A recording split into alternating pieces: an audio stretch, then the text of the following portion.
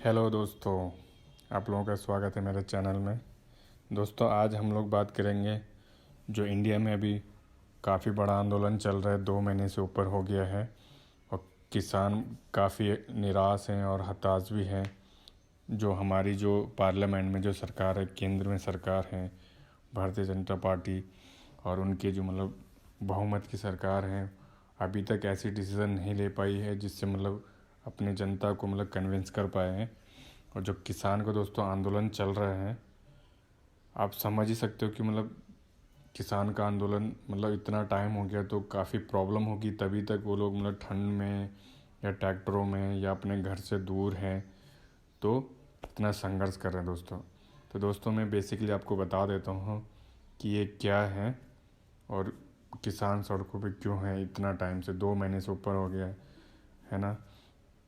तो जो किसानों का विरोध है, पहला विरोध है कि जो जो इंडियन एग्रीकल्चर एक्ट है उसमें 3 चीज़ों का प्रावधान नहीं हुआ है, और जो संसद में ये 3 एक्ट लेके आई थी भारतीय जनता पार्टी, उनमें बिल्कुल भी कोई चेंजेस नहीं है। जो पहली वाली सरकार में थी कांग्रेस की, जो हमारी पहली वाली सरकार थी, उनके जो बिल में जो रूल्स थे सारे वैसे के वैसे पार्लियामेंट में लाया गया, और बहुमत में होने के फ़ायदे के कारण बीजेपी ने उसको वैसे ही लागू कर दिया। पहला तो आरोप ये है, और दूसरा आरोप ये है कि जो पहले एमएसपी, मिनिमम प्राइस सर्विस जो है, कि जो एमएसपी था उसमें खरीद फरोख्त में कोई भी चेंजेस नहीं कर सकते दोस्तों। ठीक है दोस्तों। और दूसरा जो किसानों का आरोप है, दूसरा आरोप ये है कि जो खरीद में अपनी मर्ज़ी से अगर किसान गवर्नमेंट को बेचना चाहे, जैसे गन्ना हो गया, गेहूँ हो गया, उसमें किसान अपनी मर्ज़ी का मूल्य नहीं कर सकता है। प्राइवेट कंपनी अपना मूल्य तय करेगी, उसके हिसाब से लेके जाना पड़ेगा। जैसे आपको पता होगा कि अमेजन हो गया, फ्लिपकार्ट हो गया या बिग बाज़ार हो गया, कोई भी होगा, इनके अपने प्राइस होते हैं, अपने मॉल में या जो प्राइवेट सेक्टर में उनका प्राइस लिखा रहता है पैकेट में, उसके हिसाब से ही जाता है। लेकिन किसान अपनी एमएसपी तय नहीं कर सकता है। प्राइवेट कंपनियां ये जो खरीद फरोख्त करेगा वही इसकी एमएसपी तय कर सकता है। ठीक है। एमएसपी पे किसानों का मांग है कि संशोधन हुए और उसमें इम्प्लीमेंटेशन हुए और किसानों को फ़ायदा मिले और आम जनता को भी राहत मिले। ठीक है दोस्तों। जैसे कि आपको पता है कि अगर चिप्स हैं, कोई चीज़ें हैं, तो वो फिक्स प्राइस में जाती हैं, जबकि चिप्स कितना सस्ता होना चाहिए वो आपको भी पता होना चाहिए कि एक चिप्स का पैकेट जब 10 रुपये का आता है, लेकिन 1 केजी आलू 10 रुपये का बिकता है, तो 1 किलो आलू में कितने चिप्स बन सकते हैं आपको पता होगा, आप अगर मैन्युफैक्चरिंग करते होंगे या आपने देखा होगा। ठीक है दोस्तों, हम वो चीज़ पे बात नहीं करेंगे। और दूसरा है कि जब अगर किसान को प्रॉब्लम हो, ठीक है, अगर वो अपनी फसल को तय मूल्य पर नहीं बेच पा रहा है, तो उसकी अपील वो कहाँ कर सकता है? ये वो हाई कोर्ट में कर सकता है। इसको किसानों के लिए बिल्कुल भी अपील नहीं कर सकते। हाई कोर्ट में ये एक्ट में लिखा है, जो किसानों का आरोप है। और तीसरा है कि किसान अपने जो मूल्य पे मंडी में सामान को नहीं बेच सकते हैं, और मंडी में जो सरकारी मंडियां होती थी पहले, वो ख़त्म हो गई है। और जो प्राइवेट जो कंपनियां हैं वो मंडियों में अपना रेट तय करेगी और अपने हिसाब से रेट रखेगी और अपने मूल्य पे दामों को बेचेगी। तो किसानों का आरोप ये है कि जब अगर किसान कोई चीज़ उगाएगा या उसमें खाद लगाएगा, उसके बाद फसल पूरे हो जाने के बाद वो कहाँ उसको देगा, कितने रेट में देगा, जब वही तय नहीं कर पाएगा तो हम लोग कैसे तय कर पाएंगे अपने इन्वेस्टमेंट करने के बाद?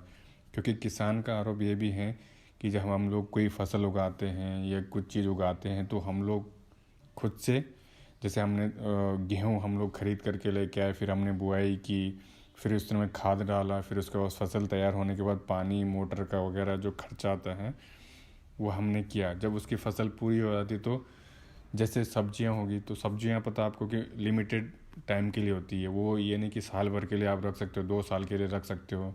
दाल हो सकती है वो काफ़ी टाइम के लिए रख सकते हो, बट उसमें भी आपको सिक्योर रखना पड़ता है तभी। तो किसानों को यही है कि अगर गन्ने की फसल होए, किसी का 1 कुंटल हो गया, 2 कुंटल हो गया, अगर वो सही दाम पे बाज़ार में नहीं बिक रहा तो वो उसको घर में रख के क्या करेगा? उसके सही रेट तो कोई देगा नहीं घर पे। जब वो मार्केट में जाएगा, उसका तेल का खर्चा आएगा, या वो जो जिस चीज़ से वो प्रस्थान करेगा, आउटसाइडर जाएगा, तो कैसे देगा?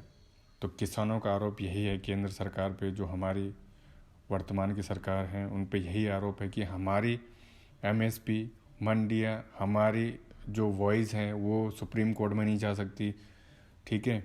और उनका आरोप ये भी है कि जब मंडियों में हमारा तय मूल्य पे रेट नहीं हो सकता है तो हम लोग मतलब क्या कर सकते हैं, ठीक है। हाई कोर्ट में हम लोग अपील नहीं कर सकते।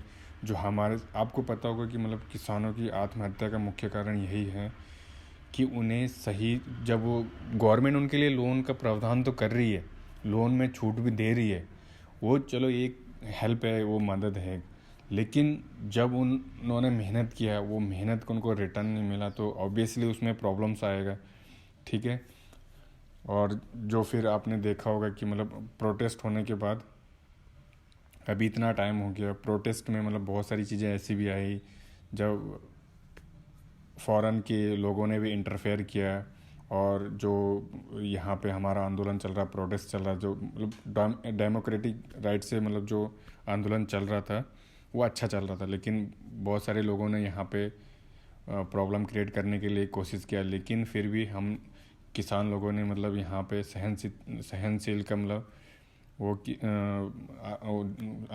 आश्वासन भी था, और यहाँ पे मतलब काफ़ी सपोर्ट था किसानों का, और अभी तक मतलब काफ़ी अच्छा चल रहा है, ठीक है दोस्तों।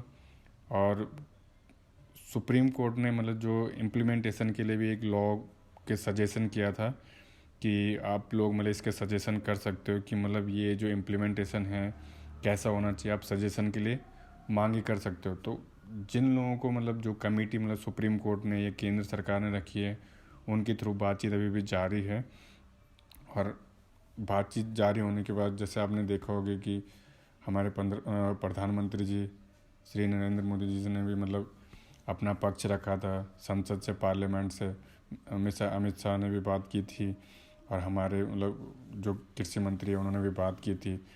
बहुत सारे लोगों ने मतलब गवर्नमेंट के थ्रू भी मतलब बात हुई, डिस्कशन हुआ, लेकिन बहुत लोगों ने इसका पॉलिटिकली फ़ायदा लेने का कोशिश किया, जो कि मतलब एक अच्छा इफ़ेक्ट नहीं है, ठीक है दोस्तों।